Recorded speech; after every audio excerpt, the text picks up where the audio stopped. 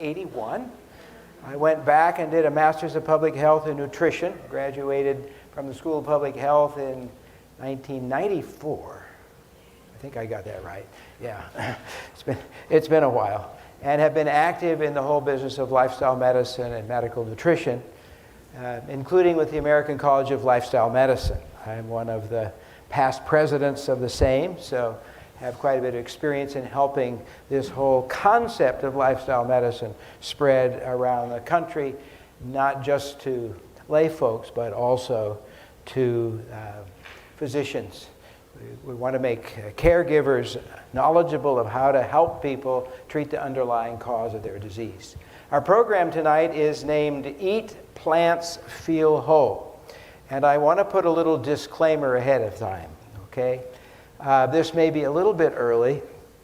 I mean, this is a church setting, and I suppose you folks probably know some of the things that go on in churches as far as diet is concerned. You get pretty close to people when you start talking about their diet, right?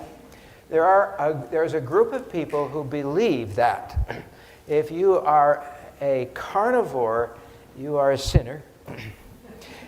If you're a lacto-ovo-vegetarian, you're on your way. And if you're a vegan, you're ready for translation. I want you to know that this is a very false concept, okay? You can be a junk food vegan and very sick, and you can be a healthy omnivore. But what you can't do and be healthy is avoid eating a lot of plants. So our purpose for this whole meeting really is to encourage you in your lifestyle from a dietary standpoint to increase the plants in your diet. Does that make sense to you? So I'm not one of those who embraces the theological kind of color suite of plant-based eating. Okay? Fair enough. Okay, this program was developed on top of my book. The book was written first, and I say my book, our book, was Advent Health Publishing. Todd Shobatar and his team in Florida that helped put this together. And so I'm very glad that it is actually available. The program was made particularly for employees to help improve their health. And so you get to hear a little bit of it and hopefully be blessed by it as well. Let's see. May I start with a word of prayer? Father in heaven, we're thankful for the opportunity to spend some time together and learn. We are glad to learn and to understand and to know. Most importantly, we want to know what truth is. And number two, we want to have the power to put the truth to work in our lives. So give us your spirit to understand, the power to will and to do as you have promised. In Jesus' name, amen. So, welcome. I guess I've already given my introduction.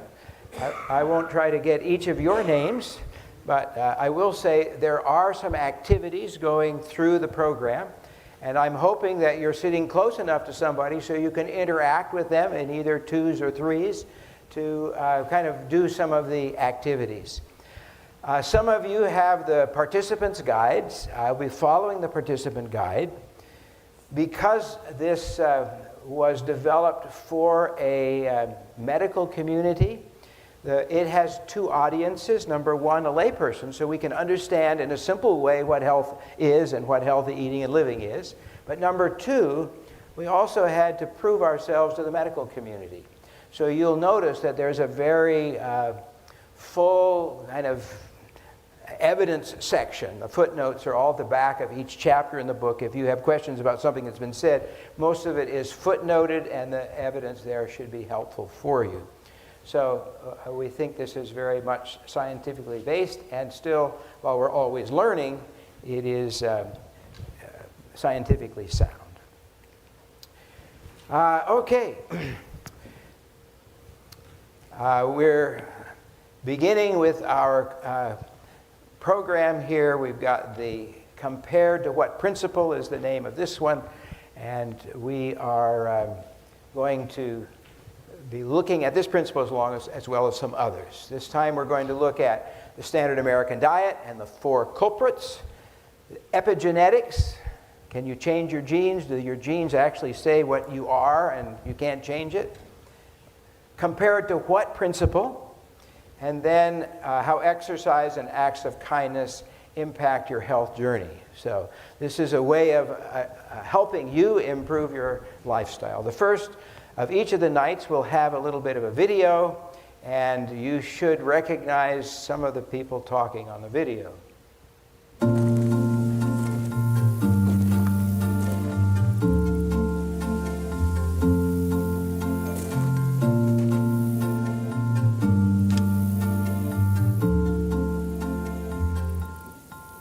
When I think about the benefits of a whole food, plant-based lifestyle, I think about Frank.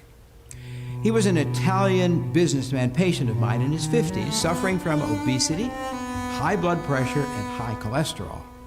When we checked his numbers, we discovered that his blood sugar was also very high, indicating that he had diabetes. I suggested that he might need insulin, and he exploded. "Doc, I don't care what happens, I will never take insulin." So we made a deal. As long as he made the lifestyle changes I recommended and his blood sugars came down, I wouldn't say anything about shots or pills. He agreed and kept his promise. He changed his diet and started eating foods high in fiber and water, low in fat. He also minimized his evening meal and started exercising. At first, he could barely walk to the mailbox, but within 10 days, he was walking a quarter mile every morning. Soon he was walking twice a day. In 1 year, Frank lost 60 pounds. His blood pressure, his blood sugar, his cholesterol levels all returned to normal. He had more energy, and this all was achieved without medication. It happened because of lifestyle change.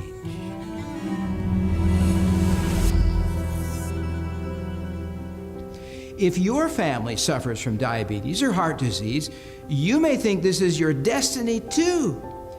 But did you know that changing your behavior can change the way your genes express themselves? The choices you make will determine much of your health destiny. So if you choose to be a couch potato and fill your body with high-calorie processed foods from the standard American diet, I'll explain that in a minute, you will most likely end up overweight and with some form of chronic metabolic disease such as high blood pressure, heart disease, or diabetes. But if you eat minimally processed plant foods and exercise regularly, you can prevent and even reverse many of the diseases that are so prevalent today. And there's also evidence that you can pass these good genes, we call it epigenetics, those changes onto your children. So, what is that standard American diet? Well, the quick answer is that it's highly processed food with little nutritional value. Basically, engineered food that is far from its natural state. It's usually high in calories, fat, sugar, and salt. The main culprits in these foods are saturated and trans fats, refined carbohydrates, refined and artificial sweeteners, and animal proteins. We'll talk more about this later in the session.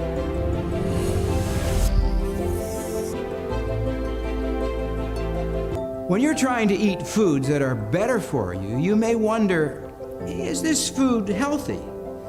When my patients ask the question, I may answer, compared to what? We all know that some foods are healthier than others. Let's look at the whole food spectrum. Here we see a sausage, some cheese, a whole wheat blueberry muffin, and an apple. Which is the most unhealthy? Most of us agree it's the sausage. What might be next? Well, cheese is probably a little better. Slightly healthier, maybe the whole wheat muffin. And the healthiest, I think we'd all agree, the apple. Start evaluating the foods you eat in terms of the compared to what principle. And try to add more of the healthier foods into that meal plan. You don't need to eat only the perfect, healthy food to move your meal in a more positive direction. Just remember that some foods are healthier than others, and by making healthier choices, you can positively impact your health.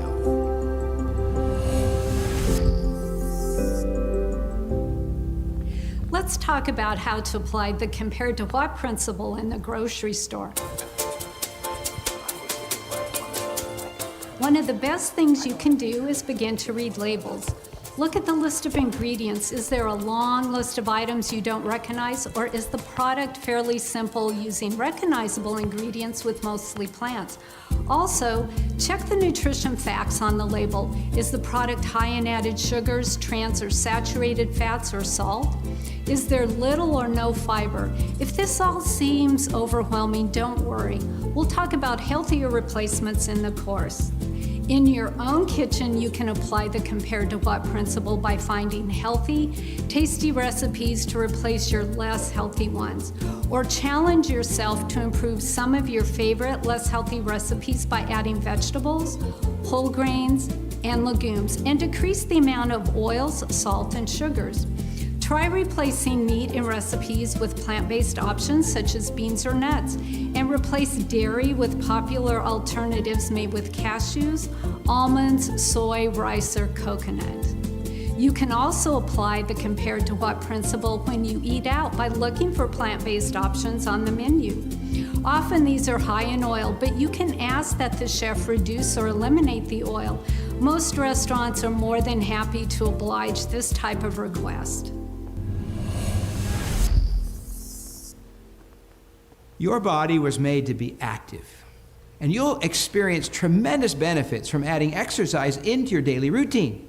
Aim for at least 30 minutes of moderate exercise like walking, or 15 minutes of vigorous exercise such as running. We live in a busy, fast-paced, and often unfeeling world. It's easy to feel like you're fighting just to stay afloat, but there's a real joy in being kind. Start a new evening routine and write down your most significant act of kindness for that day. It doesn't have to be anything huge. Maybe you opened the door for someone or let someone merge into your lane of traffic.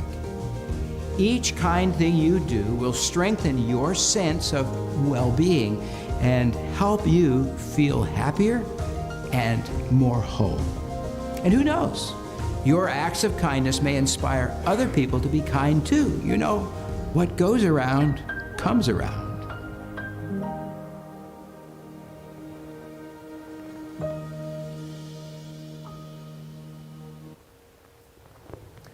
Well, that was a nice little summary, I suppose.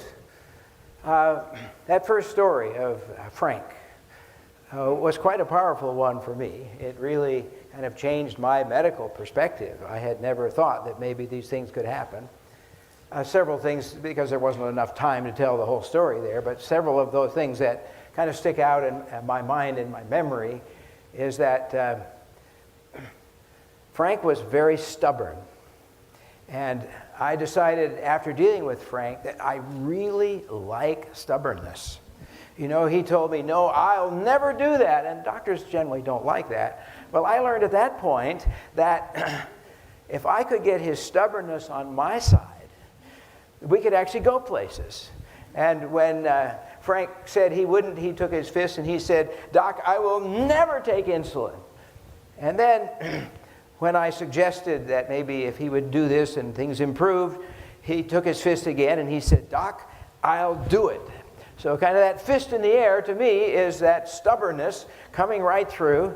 And Frank did really an amazing thing. Now, another part of the story, which wasn't in the video, when I saw Frank a year later, I couldn't believe it. I mean, he'd lost 60 pounds, as stated. Cholesterol was normal. Blood sugars were normal. And he said to me, you know, last week, I wanted to see what would happen. So I tried some ice cream, and my blood sugars didn't go up.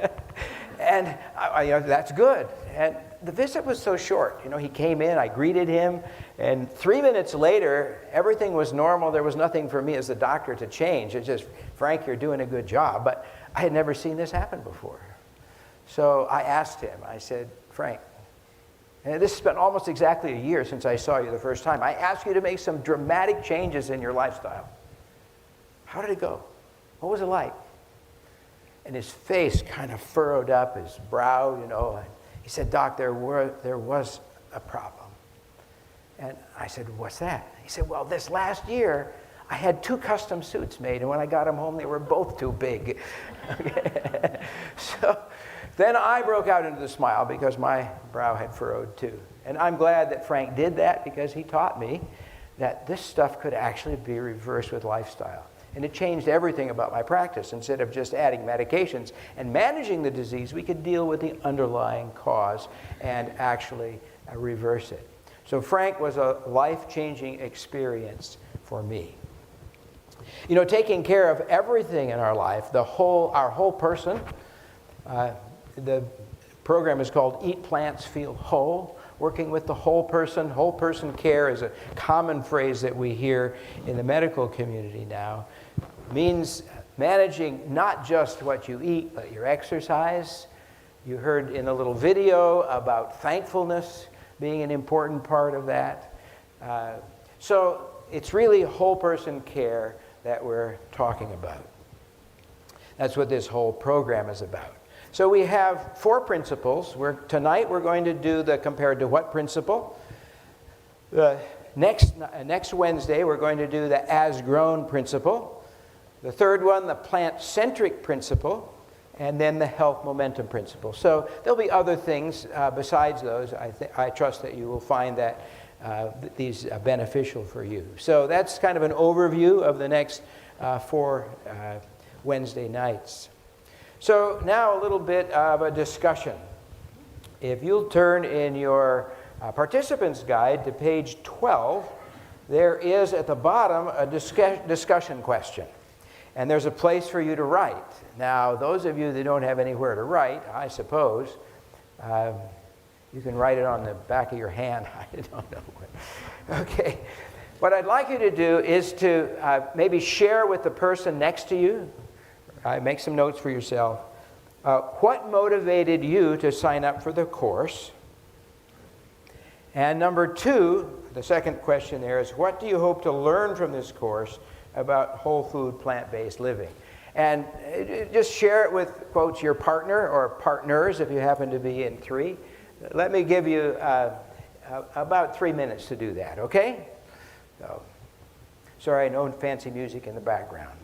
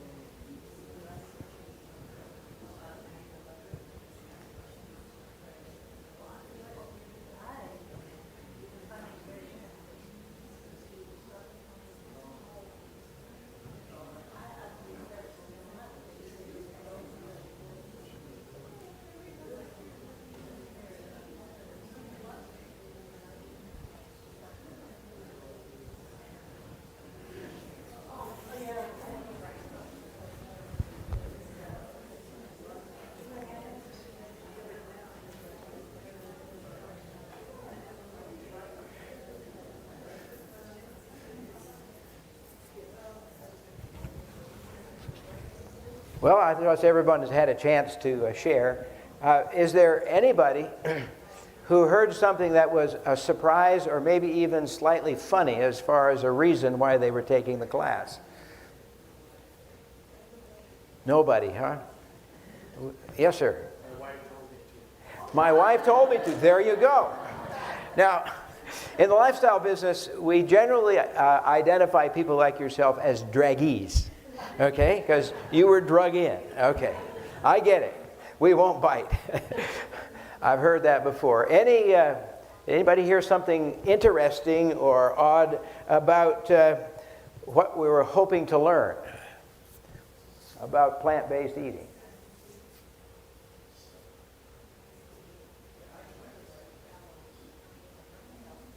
Okay, well, everybody's probably got it down. Now, some of you who are sitting alone may want to kind of get yourself connected with some people around you. It's kind of nice to be able to share together as we go. Standard American Diet. Have you heard of this before? Abbreviated as SAD. It's a SAD diet. Not always that good for us. You see, the American diet has kind of changed through time. We started out agrarian. We were eating things on the farm, things that we'd grown, plants, animals, etc. When I was in college, we had a big argument going on. I was a biology major, and one of the things that we had in senior seminar, anybody ever remember having that years ago? We had a debate as to whether there was going to be enough food to feed the population, in 20 years. Of course, this is way back in the 1970s, right? But so we had this debate about that. The big issue was, will there be enough calories to feed everybody? And industry, trying to help meet that need, found ways to increase the calories getting to people. So we got calorie-dense food so people would get the calories. 1920s, 1930s, my wife's grandmother was a colporteur. Have you all heard of colporteurs going around selling books? In Canada, right? And in those days, science had just discovered calories. And for them, health was getting enough calories. So for her, it was cookies and cake. Okay, so that was considered the health food. Well, we were worried about those things in those days. And as things have progressed, we found out that the changes that we made in industry to try to make sure there was enough food for us were not all that beneficial. It was, quotes, improvements in the food. So extra calories, so obesity has become a problem. They removed the fiber. Often in plants, the fiber comes with the polyunsaturated fats. So you're removing the good fats, in essence, from the food, along with the fiber. Now we know. In those days, we thought fiber was worthless. There's no calories. What's it worth? Now we know it's extremely important, and we'll talk more about that. But that fibers have been removed along with the polyunsaturated fats. Scientists have been looking, maybe you've heard of this, the bliss point, just the right amount of sugar, just the right amount of fat, and it hits you and they advertise, I bet you can't eat one, right? So they're trying to get us addicted, in essence, to food. We want that pleasure that comes out of our food. Another interesting thing that maybe we can talk about a little more later is this whole business of rancidity. Because foods go rancid, and wheat, whole wheat, if you leave the flour out of the refrigerator or freezer, it will go rancid, and it gives it a bad taste. Well, you get rid of the rancidity by taking out those unsaturated fats. Now we know that those unsaturated fats are beneficial for our health. So we removed them. And then they used trans fats, can you imagine, to replace it. Trans fats are even worse, unfortunately. And they began to use some sweeteners, which tend to have some problems as well. And I think we come back to those things in just a little bit. So your next activity is found on page 15. And it says here, in the space provided, write your response to this question. How does change typically affect me? And when you're finished, cross your arms.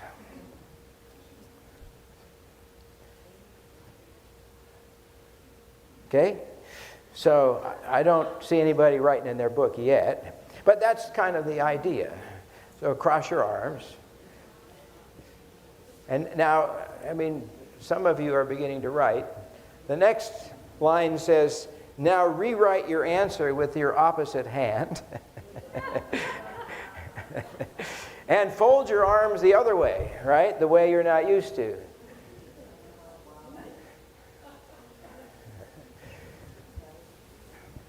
So, actually, changing behaviors feels funny, right? It's a little hard at first.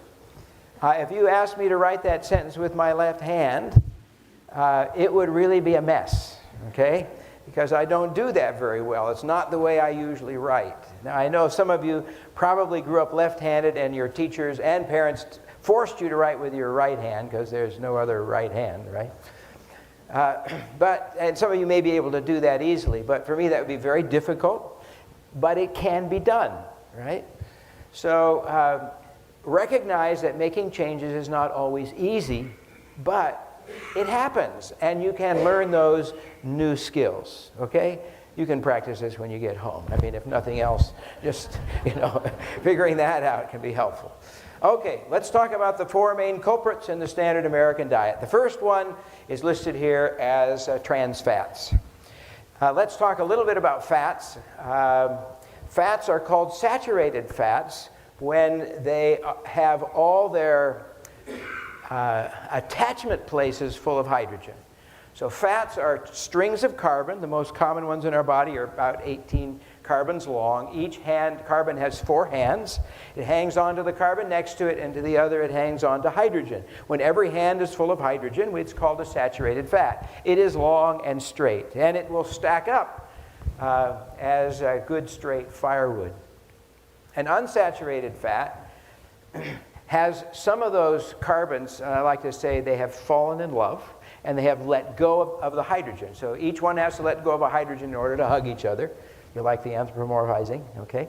So they've fallen in love, they've let go of the hydrogen, and now, instead of being long and straight, they're actually bent, okay? Polyunsaturates have more than one. Mono has one, polyunsaturates has more than one. So it's interesting, in our body's fats, one arm always stays straight, then you get the bend in the middle, and then you can have multiple other bends, and those are all called polyunsaturates. But they happen at one end, not both ends. Okay, so that's just the way our kind of body deals with these. These polyunsaturated fats are beneficial for us, but they also become rancid very easily. So you may remember there's this thing called cholesterol. Cholesterol is a detergent in our body. It helps fat and water mix together. Back in the mid to late 1950s, the U.S. government started something called the Framingham study. You've probably heard of it. Sometime when I was in the first or second grade, somebody figured out that high cholesterol will increase your risk of heart attack. So they immediately started to pull out cholesterol out of the diet, right? That's the most logical thing to do. So pull the cholesterol out of the diet, and the scientists started to look at this in the lab using people and animals. If you decrease the cholesterol intake, will you decrease the risk of heart attack? Will you decrease the cholesterol? Does that make sense? Makes lots of sense. At least it did to us at that time. So they did some studies and found when they removed the cholesterol from the diet, cholesterol comes from animals. Plants don't make cholesterol. So they removed the animal products. They put people on the low, very low, no cholesterol diets, and they discovered that their cholesterol in their blood didn't come down very much. Why? Because they're animals. We're animals. We make our own cholesterol. We go, oh, so what is it? So then we start to look at what is it, and the next thing we landed on was saturated fats. The more saturated fat, the more likely you are to have a high cholesterol. So it's saturated fat that drives cholesterol, especially the 16-carbon straight fat called palmitic acid. It comes from palm oil, so you've probably seen that used in food as well. So the population started screaming, we want unsaturated fats. Don't give us all these saturated fats. Well, saturated fats act different than polyunsaturated fats. When you're baking a pie crust, you can't make a good pie crust with an unsaturated fat. You need a straight fat, a saturated fat. So the industry came up with an idea. Maybe you've heard something about it. I don't know. Have you heard of margarine? Yeah. So they took plant oils, which are unsaturated, and they put them through a process, pressure, heat, time, maybe some Rainey's nickel as a catalyst, and they ended up taking the saturated fat and from making it crooked and made it straight with a little bit of a crook in it. But it acts in our body just like a saturated fat. So they could put on the label unsaturated fat, but it was actually, you could make a pie crust and a cookie and those type of things out of it. Well, so that was a good answer until somebody started to study this trans fats and discovered that the amount of trans fats from let's say, a serving of French fries each day in the Nurses' Health Study increased the risk of heart attack by 51%. It was even worse than saturated fat. But we're trying to kind of get it right, correct? So now they're working hard on getting the trans fats out of the diet, out of the nutritional kind of sources of what we're eating in this country. Now, more of it is coming from animal products because these are made naturally in the cow's stomach rather than in the manufacturer's place. So there's a lot less of them, but people who eat a lot of beef especially will get a lot more of the trans fats. Okay, I'm afraid to ask for questions, but I hope that was helpful. Okay.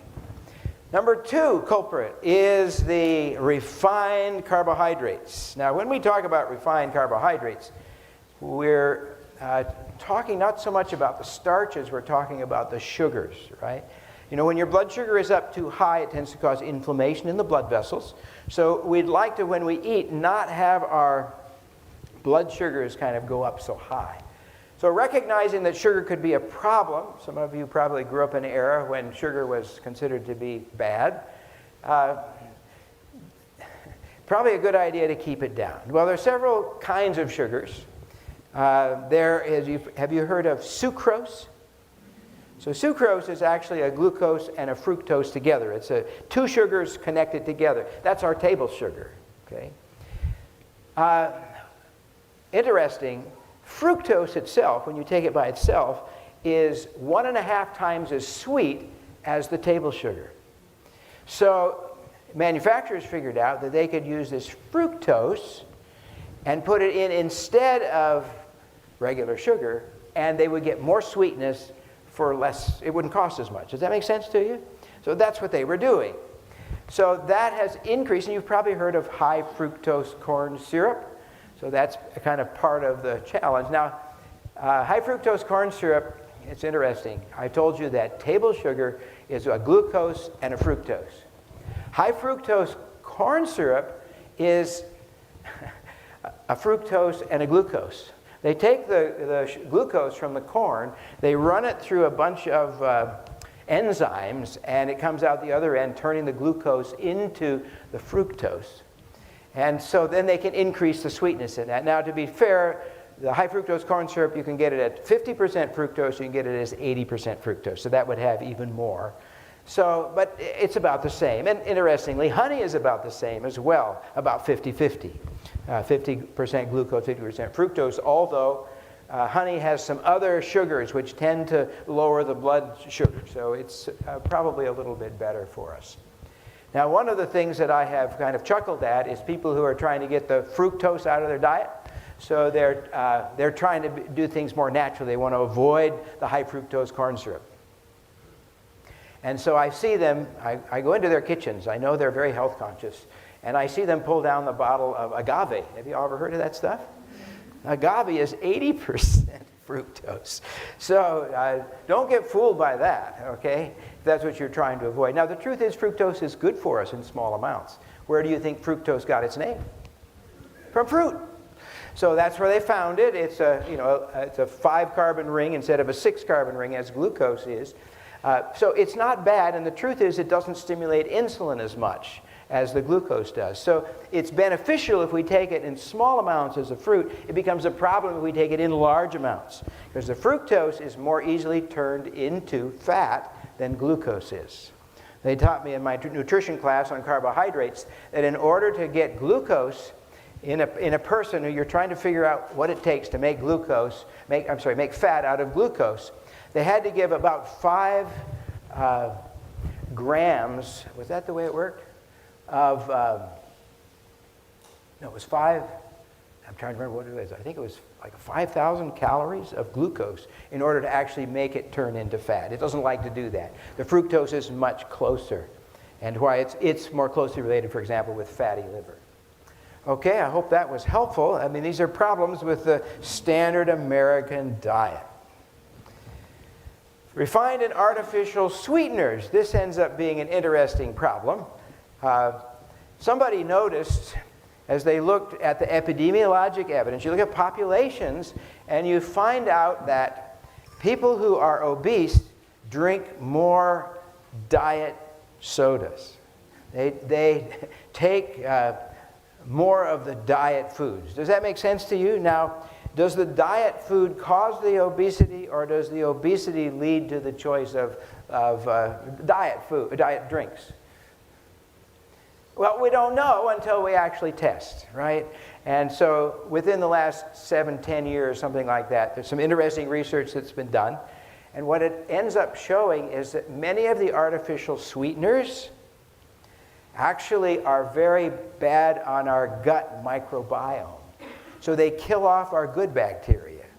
If you kill off the good bacteria and the bad bacteria in the gut go up, the bad bacteria tend to make our weight go up. So apparently, it is, there's a causative one as well. The artificial sweeteners tend to make weight go up. It's not just heavy people taking diet sodas. Does that make sense to you? It's a little bit of a surprise to many people. Now, you've probably heard of stevia. Stevia is an exception to that. And just today, my wife sent me a little piece from nutritionfacts.org. Anybody heard of nutritionfacts.org? Okay, we got at least one person that knows. Michael Greger is a doctor who spends full time researching the nutritional research. And so every week he puts out kind of a little news thing and with the scientific sources, so it's helpful. And it was the first time I'd seen it from him, something about allulose, which is another sugar that seems to be healthy and a little bit safer. It's not quite as sweet, but it can be maybe beneficial in helping keeping the blood sugars down and improving cholesterol and diabetes type things. Okay? So those, what was that? Monk fruit? Oh, I don't know about monk fruit. We could look that up. The national database has all those foods in there, and you can look up what's in it, but I don't remember what it is off the top of my head. I need to write it down somewhere in there and look it up for you. Okay, so allulose, it may be a reasonable thing to do. Okay, well, let's see. Share with your neighbor what your high-protein foods are. We're going to switch to protein here a little bit. So what do you, in your diet, what are your high-protein foods?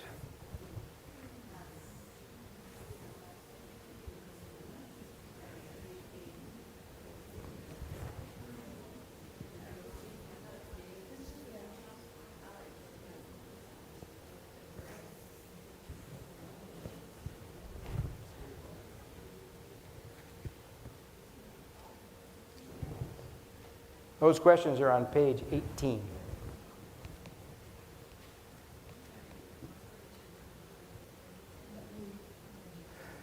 This one shouldn't take too long. So what high-protein foods are we thinking of? Beans. Somebody says beans. That's my answer as well. We'll say a little more about that. What's that? Spinach. Now, I have never heard that one as a high protein, but the truth is anything that's alive has protein in it. For team life. Protein means for life. Anything that's alive has protein in it. Lettuce has protein in it. Not a lot of it, but it's got some in it. Okay? Any cell that's alive has to have protein in it. So most people will tell you it's got to be, beef or fish or some sort of a muscle, right? Whether it's from a bird or otherwise. Well, there's some confusion about that. Does anybody think there might be a problem getting enough protein from plants? No? You folks are all in the choir already, so that's not an issue. So let's talk about protein here. Atkins' diet was popular when I was in medical school. You all heard of Atkins' diet? And he was kind of the high-protein guy. He was a cardiologist and not a nutritionist, interestingly, but he was quite certain that the problem with obesity and cholesterol was insulin. And he's right about that, by the way. Insulin tends to drive up cholesterol. Insulin tends to drive up weight.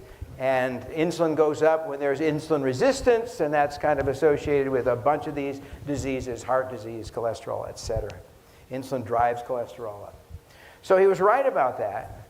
But so he said, what we need to do is to eat foods that don't stimulate insulin. So he said, we're going to have to go with fat and protein. So that was mostly muscle of some kind. It's the diet he apparently, nobody told him that proteins stimulate insulin too. Okay? So it's, if I remember correctly, I think it's arginine they use to stimulate the most insulin. It added on top of sugar to really get the most pancreatic output out of it. So proteins do stimulate insulin. Now, dear Dr. Atkins died of his disease. He had cardiomyopathy. All that cholesterol in his blood, even though when you go on the Atkins diet, your weight drops, your cholesterol drops, your blood sugars drop, your body's not necessarily getting better, okay? And it ends up that this high-protein, high-fat diet leaves fatty liver in place. And fatty liver is a basic problem for all of these diseases. So the family wanted to hide the autopsy report. And some doctor from the Midwest, he lived on the East Coast somewhere if I remember correctly, put in a request for the medical records and actually got them. Now that was, quotes, illegal, but we know now that he died of a fatty infiltration of his heart from his disease. Not a good idea. Even though the weight came, just because it works doesn't mean it's healthy. You got that? Okay. The next one on the list here is the paleo diet. So this was actually a radiologist from Harvard by the name of Boyd Eaton suggested this. You know, in the old days, thinking from an evolutionary standpoint, why it was the hunter-gatherers and they ate a lot of meat. And he kind of saw them in his mind around some sort of carcass kind of eating away on a somewhat irregular basis if they could chase it down. Interestingly, when you talk to him about that, he says, you know, Americans eat way too much protein. Even though he kind of promoted this idea, he recognized Americans are getting too much protein. And because there are damages that happen to our body from too much protein. Let's see. No evidence that this paleo diet actually makes life longer or decreases heart attacks or cancer. Keto diet, you've probably heard a lot about that. We have the same problem. In essence, it's very similar to the Atkins diet, very high, trying to reach the keto state so your body is making ketones for you to chew on. Well, there's this thing called the keto flu. When you've got a lot of ketones, you don't feel good. So it's hard for people to actually continue in that way. And you have the same problem.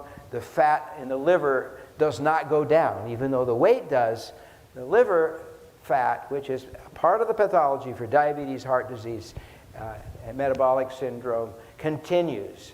And we haven't been able to really demonstrate long-term benefit from those types of diets. As a matter of fact, epidemiologically, when we look at people over time, if you change a serving of animal protein for a serving of plant protein, there is a measurable improvement of health, just making that transition. So people, you don't have to get rid of all the animal protein, but just start moving in some plant protein. And somebody volunteered beans as a good place to go for protein, and that's absolutely correct. I like to give this little example. Protein is a building block of life. So it's used for muscle, it's used for 50% of bone is protein. It made into enzymes. I mean, it's just used throughout the body. It's really necessary for life. So we need it. And any life needs it. So what percentage of the calories in an orange do you think come from protein? I know you didn't think oranges were a protein food, right? But remember, anything that's alive has protein in it. It's about 4%. Okay? You go to a potato, is that a protein food? We don't think of it that way, but you know, with the Irish potato famine, people could have been fed potatoes and only potatoes for long periods of time, and they actually do okay. You're not going to die from just a potato diet. It's about 11% of the calories in a potato. Now, if we go to beans, you're talking about 22 to 24% of the calories are from protein, and that's about the same as it is for beef. Now, beef varies a lot depending on how marbled it is, right? So the more fat there is in it, it's going to be, the protein percentage is going to go down. But the protein amount is about the same. So I like to say we are human beings. Okay, we can get our protein from the beans. And all the amino acids are there. Okay, so that's really not much an issue. Now here's my kicker. Okay, so when in our life is it appropriate for us to double our weight within a year? That first year, right? I mean, we don't want to do that as we get older, but that first year we do. What is the very best food for doubling your weight in a year? Mother's milk. Okay. Here's your next challenge. What is the percent calories of protein in breast milk?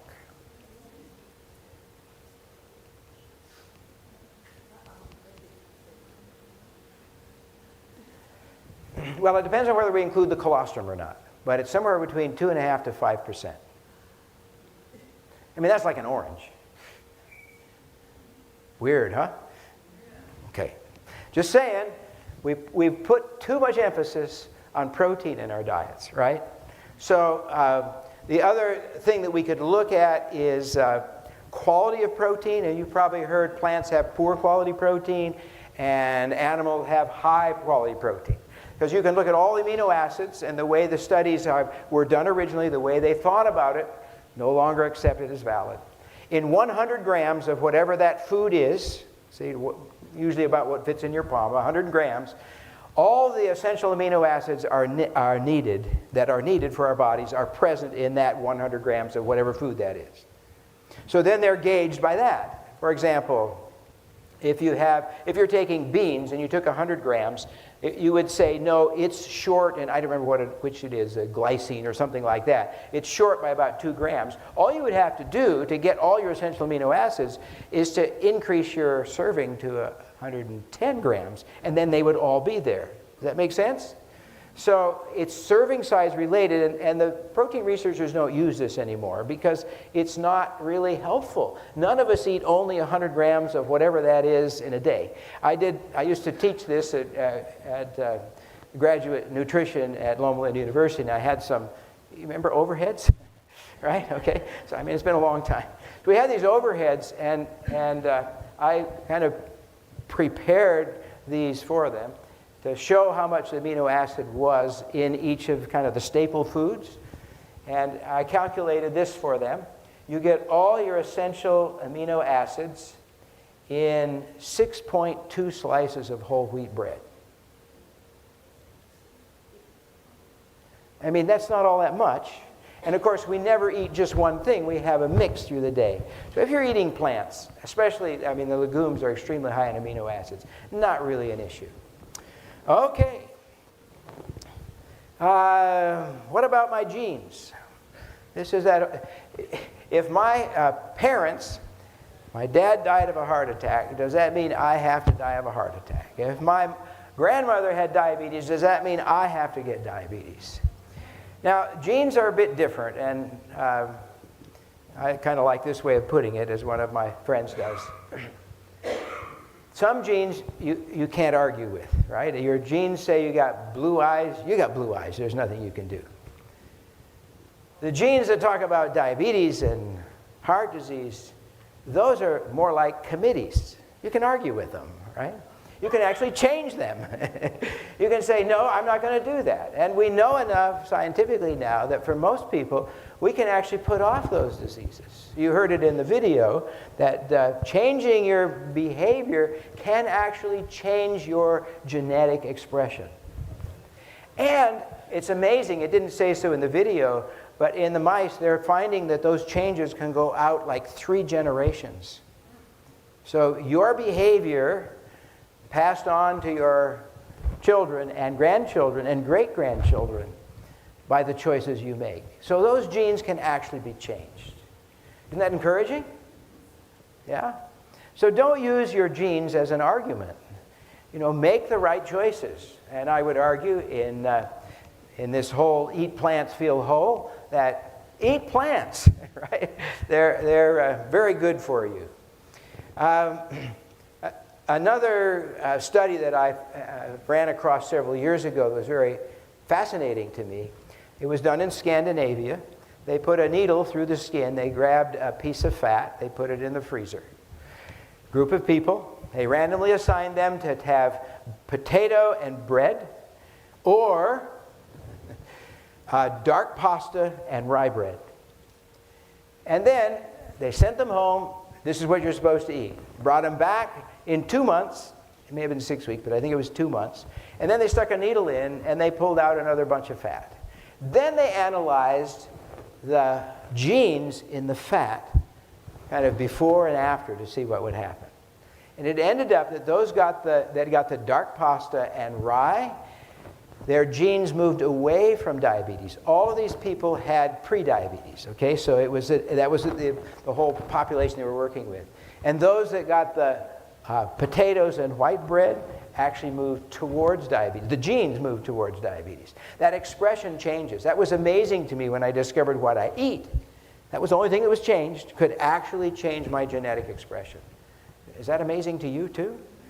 Yeah, it's quite impressive. Another one that's of interest is Dean Ornish's study on prostate cancer, where he biopsied or got biopsies of the prostate from gentlemen with prostate cancer, and then randomly assigned them to usual care versus 100% plant-based diet, exercise, stress management, those types of things, a lifestyle change program, and then rebiopsied the prostate 1 year later. And then looked at the genes, and the cancer genes were actually turned off by the dietary and lifestyle intervention. We can change the genes. We can change cancer genes by our diet. That's pretty exciting and pretty encouraging, if you ask me.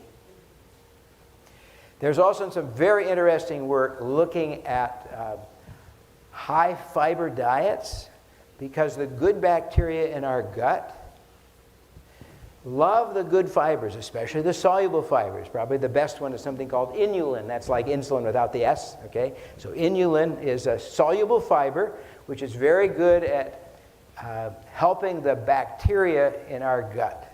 You get more butyrate out of it. For those of you who know something about it, it tends to get the most butyrate out of the inulin in the foods, or as a supplement for that matter.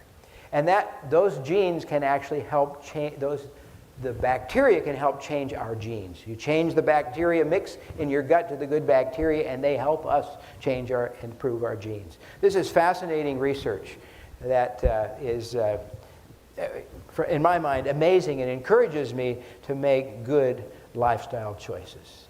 Well, we've talked about quite a bit. Does somebody have a question as far as diet before we switch? This is the standard American diet and some of the problems and what we'd like to fix. Wow. Well, we do have one hand up. That'll be helpful. With your fatty liver, is there a way to reduce that fat by your lifestyle? Yes, there is. And the science is really good on that. The best thing to do for fatty liver is called intermittent fasting. Okay? So when you're in the fasting state, it takes 8 to 12 hours to reach the fasting state. Once you get to the fasting state, you're actually reversing that.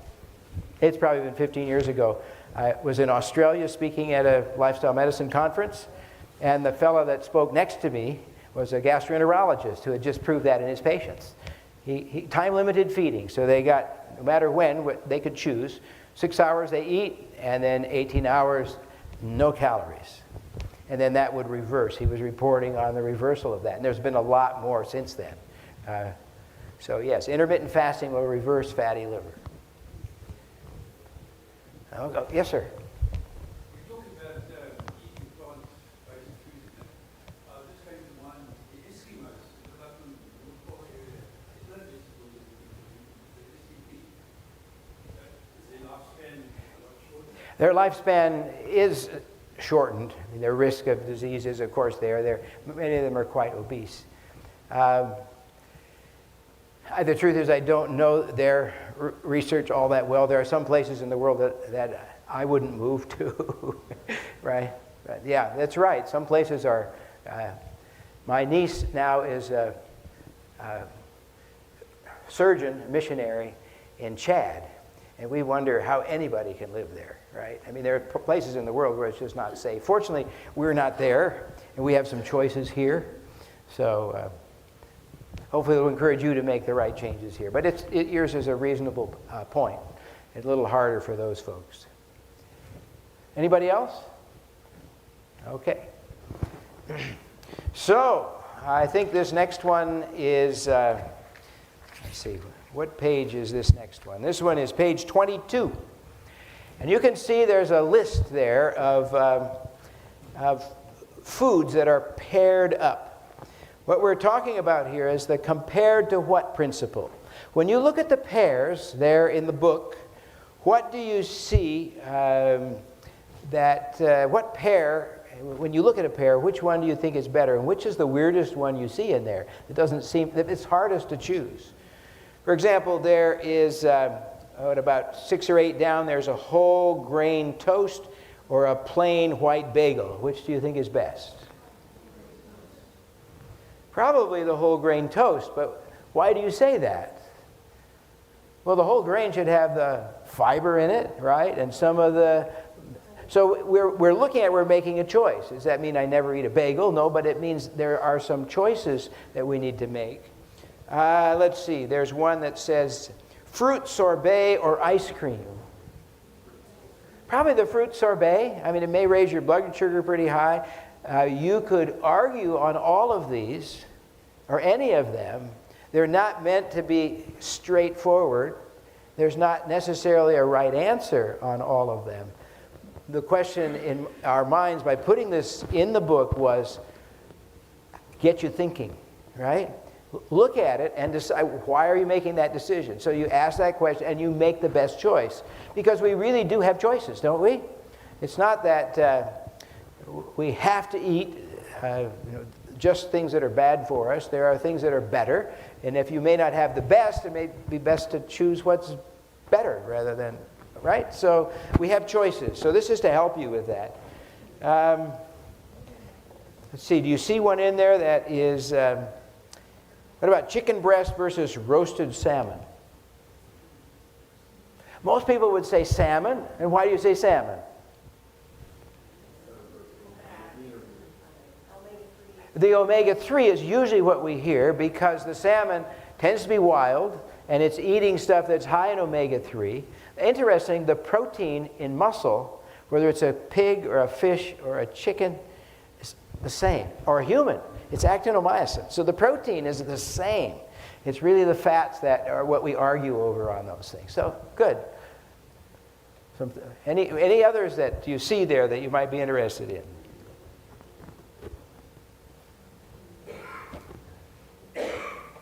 Page 22.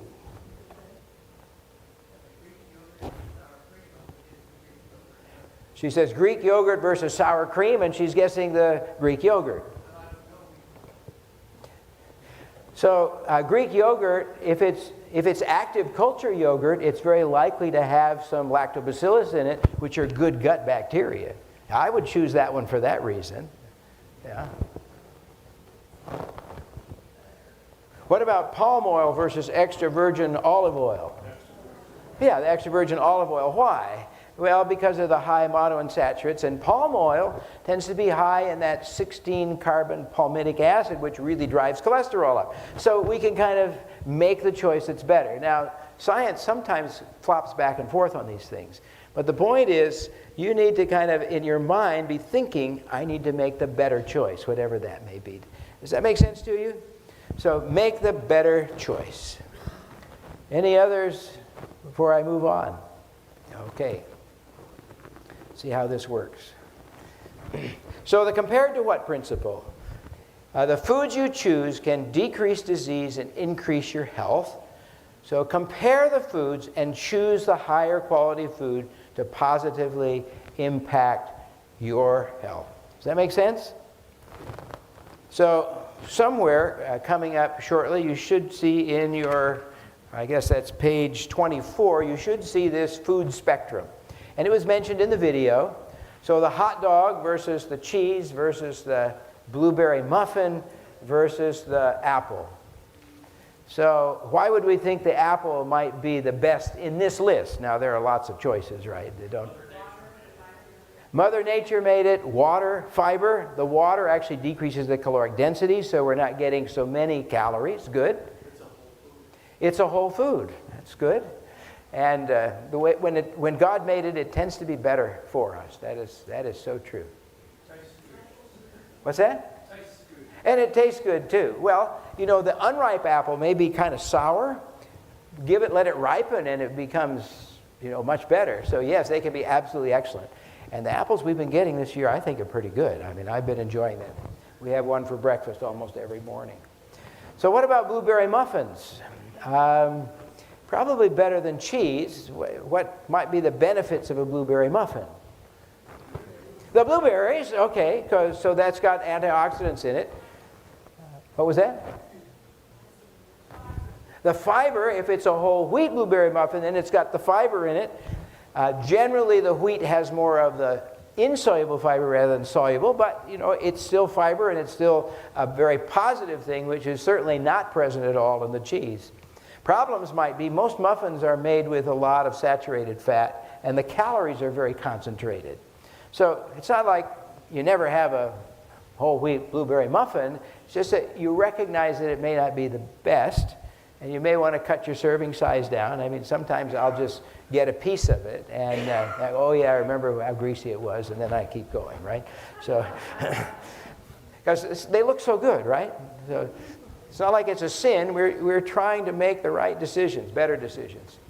What about cheese? Cheese is advertised as a very healthy food.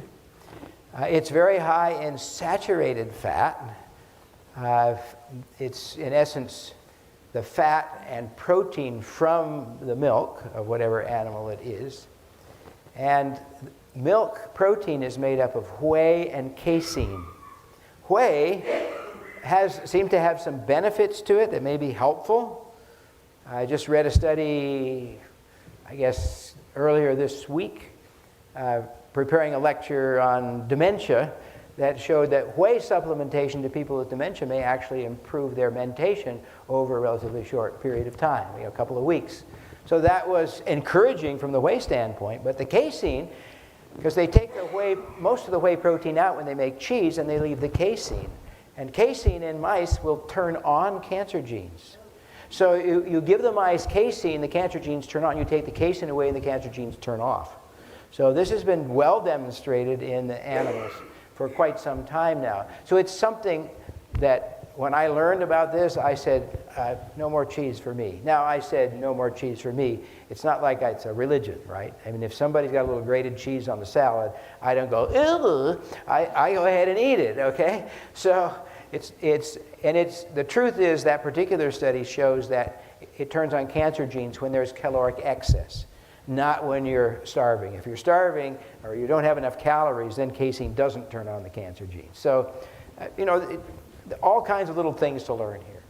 And then, of course, the hot dogs, this type of meat is one of the few things that we've nailed down firmly to say these things increase cancer.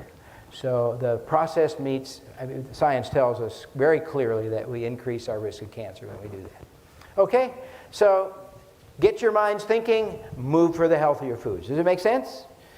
Questions, comments? Okay. So how do we use this compared to what principle every day? How might you do this at home?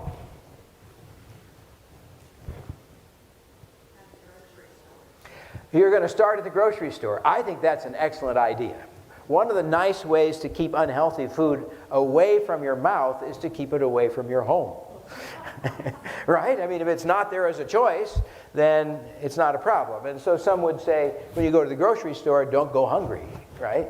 Otherwise, you're likely to have an irreversible urge to purchase those vegan Oreo cookies. Oreo cookies are vegan, right? It doesn't mean they're healthy, right? So we recognize those choices. So at home, you can bring home good things. What about food choices at home? I mean, any other ideas as far as how to deal with that? Yeah, we can change our pantry. Yes. One of the things that I do is if I have a hankering for those Oreo cookies you were talking about or whatever, I will get a small serving. I don't bring it home to the house. Okay. So just if, once in a while. Yeah, that's right. Again, we're not talking about, full-blown sinning here. We're talking about reminding ourselves that it really wasn't that good. Okay. Yeah. There you go. There you go. Go for a smaller serving size. Good.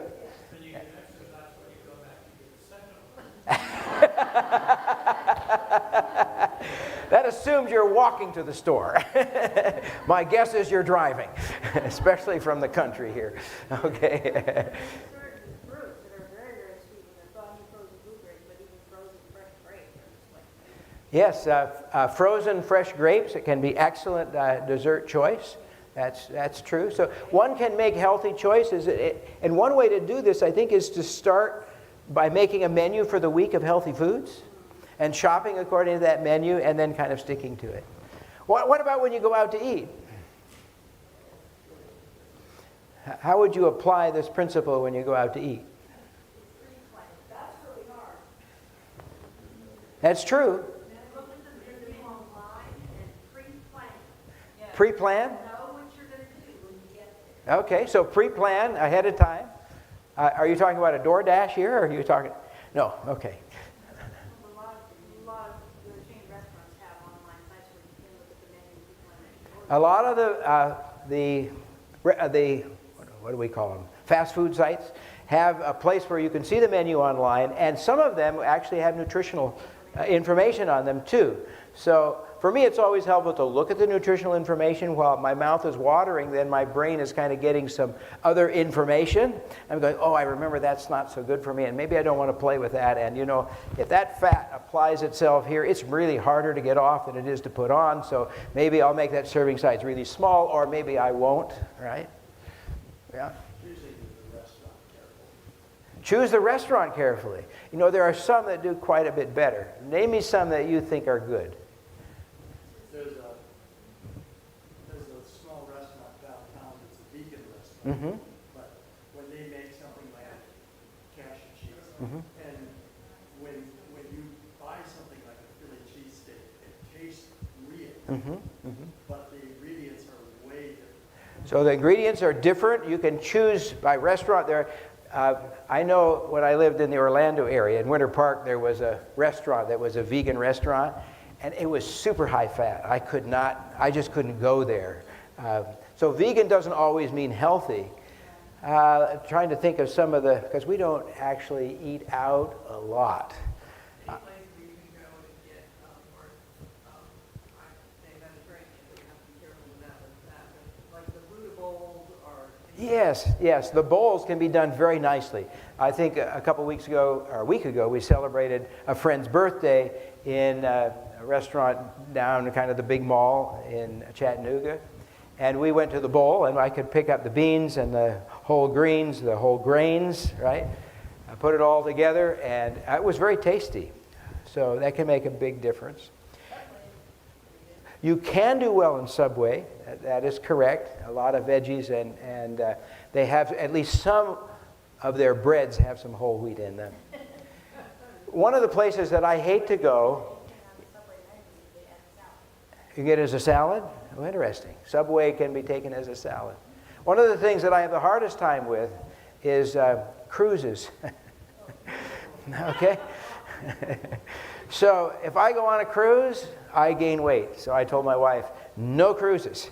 I mean, even when I try to be careful, I try to exercise, for some reason, it doesn't work. Now, some of us, maybe some of you are like this. You can't lose weight. Other people can't seem to gain it, right? I know my wife and I, years ago, went to Weimar. Have you all heard of Weimar? Okay.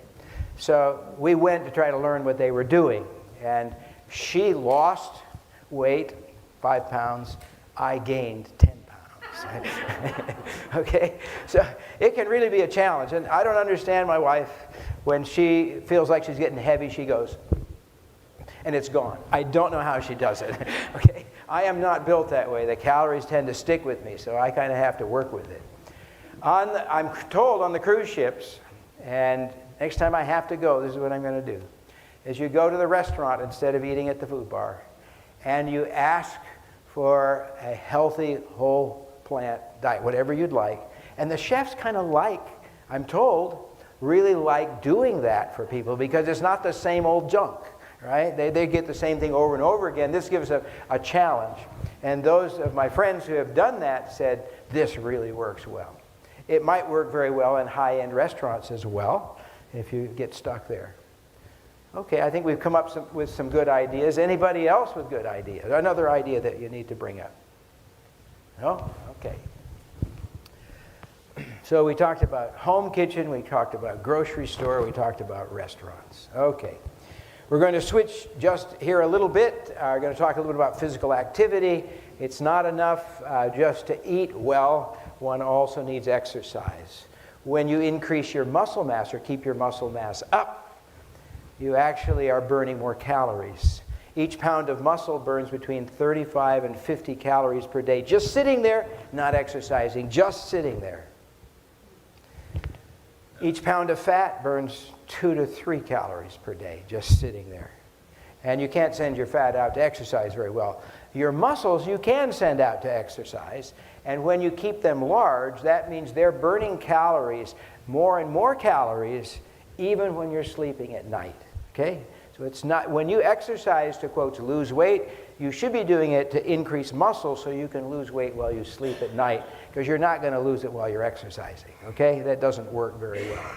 So for what that's worth, you get stronger bones, you decrease your risk of cancers, several cancers, type 2 diabetes, heart disease, and of course metabolic syndrome by being physically active. Physical activity is extremely important for good mood, especially if you can do it outdoors. I like doing exercise outdoors because I get good outdorphins. Have you heard of outdorphins? Generally, the scientists call them endorphins, but I think they're better outdoors, okay? So I call them outdorphins. They help our mood improve significantly. They increase the blood flow to the frontal lobe, and that has a lot to do with depression risk if that goes down. You decrease your risk of falls, you increase your daily energy, you help yourself live longer, you keep your brain functioning. One of the strongest things we have for increasing brain cells, brain-derived neurotrophic factor, is exercise. Exercise increases that more than anything else that we know of. Exercise, as you know, is divided into anaerobic and aerobic. A lot of people think that you got to exercise until it hurts and then go some more to get the benefit. Science is telling us that that is not true. And over again, I've seen people who want to get healthy go out to exercise and they hurt themselves and then they stop exercising. This is not good. So the exercise really needs to be moderate and balanced and hopefully within the aerobic range. Interestingly, aerobic means you're using oxygen. And you burn more fat when you are burning oxygen than when you go anaerobic. Anaerobic is only glucose, and the body just can't keep up with it. The body needs more ATP than it can get, and so it's just better to be in the aerobic where you're actually burning oxygen. So we would encourage you to try to change your way of thinking. Moderate exercise is best, and then slowly increase that. So for the muscles, the carbohydrates are the fuel of choice. What I would like to do, and in the book here, on page 27, you will see a way to calculate your target heart rate. Now, there are fancy ways to do this. My friend Harold Meyer, does anybody know Harold Meyer? He worked at Southern for a while until he retired. He and I worked together at Lifestyle Center of America years ago, and he did a great job of helping me understand exercise better. So you may have heard him already. I don't know. He put everybody on a treadmill, and then he could see where their safe heart rate was, and that's where he aimed for them to exercise. Well, without being able to get or do a treadmill myself in an office practice, because insurances don't like to pay for it just for exercise and fitness levels, So for people who have chest pain, then yes. So I came up with another way of doing it. So pay attention here. If you get lost, you'll have to read it in the book, follow along carefully, or I'll answer questions. So your theoretical maximum heart rate is 220 minus your age. So 220 is up here, and so if let's see, I'm 71, so where does that put me here? 220 minus 70 is getting pretty close to 150, isn't it? Is that right? Yeah, I hope so. Okay. So that's my theoretical maximum heart rate. Now, what's my resting heart rate? Well, I do that when I first get up in the morning, or before I get up in the morning. What's your heart rate? You know, the resting heart rate should not be 0. You understand that, right? So 0 is not a good resting heart rate. So we want something on there. So if my resting heart rate is 50, okay, then, and my theoretical maximum is 150, what I need to do is to go to the 50% mark. So halfway between that. Halfway between 50 and 150 is 100. So then I go 5 above that and 5 below that. So my target would be to get my exercise pulse between 95 and 105. Now I'm exercising in a safe zone. I'm aerobic, so I'm burning oxygen. I'm burning more fat more effectively.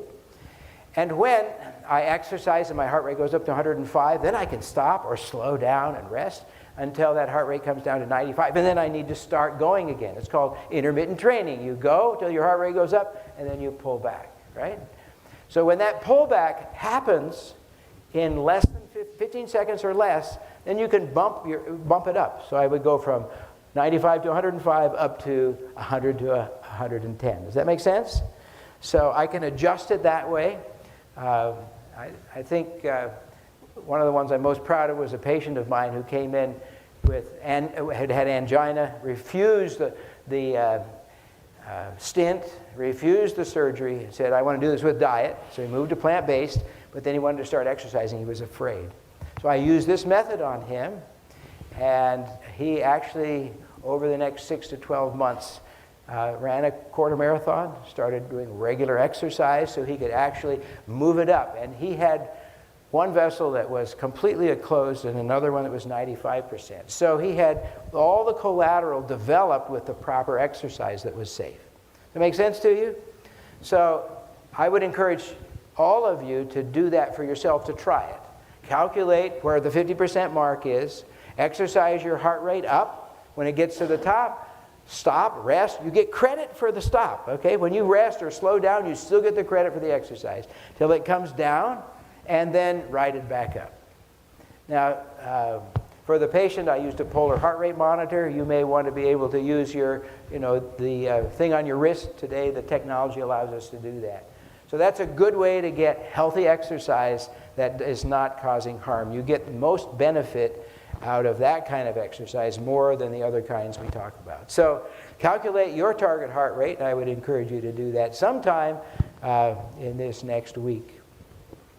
So here's our kind of acts of kindness. Acts of kindness do something very special to us. I mean, we feel good when we do something good for someone else.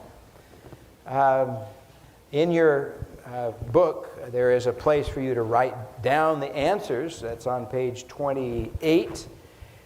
Take a few minutes and write down your 3 most significant acts of kindness today. And then it says, now write down 3 acts of kindness that you can do in the coming week. So kind of plan these into your life, and you'll find that it brings joy and happiness into your life. Random acts of kindness is kind of another way of kind of thinking about it. And I certainly enjoy that type of a thing. Can anybody give me an example of a random act of kindness that they did this week? Opening the door for somebody else at the UPS store when that means you're going to be second in line to go in. Did you hear that? Opening the door for somebody in the UPS store when that means you're going to be second in line instead of first in line. Yeah. I mean, those kinds of things, I would say it's heavenly minded, and we begin to have heavenly minds when we start to think and act that way. When you do that for somebody, they always smile and thank you. Yes, yes. That's good. And if they don't, I start with the next question. I wonder why they because curiosity can really help you with ornery people, right? Just, why are they acting that way? There must be a reason. It must be a bad day. I wonder what happened. Anybody else? Yes.